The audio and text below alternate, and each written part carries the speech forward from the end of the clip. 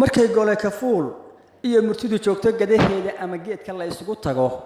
iyo gariye xeesheeda ama goob colaadad warmaha galowgu dhiilaabo ninka boqol la geylama sidii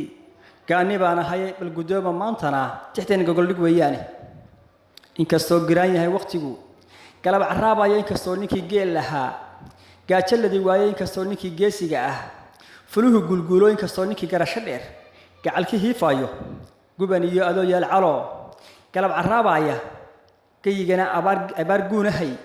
giga siciidiisa marun baa gudguda kuu curtaa guura kuu daaya galka sanaxareed ku gashaa iyo galaxa caanood dhaxaa gabaydha igu dhacay gaadashaha weyne dhaxaan sidii gaani aar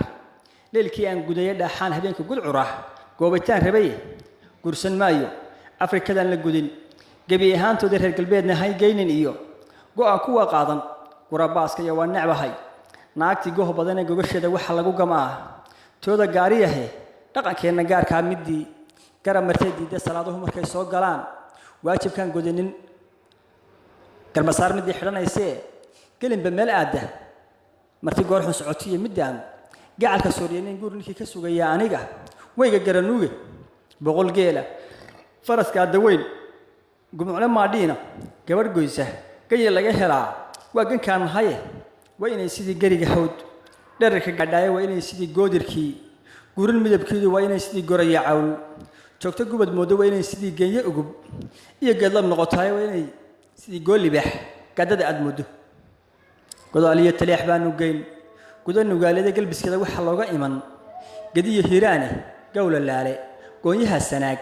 gaarisiyo faafan gacalkii jabuutaa imaan gaafka loo dhigooye guyadana garaajaan iyo guurtiba keena guyada gayaankana midaan ka xuushayaay laabta gogoldhig gayaankana midaan ka xuushay laabta gogoldhig iyankana midaan ka xuushayaay laabta gogoldhig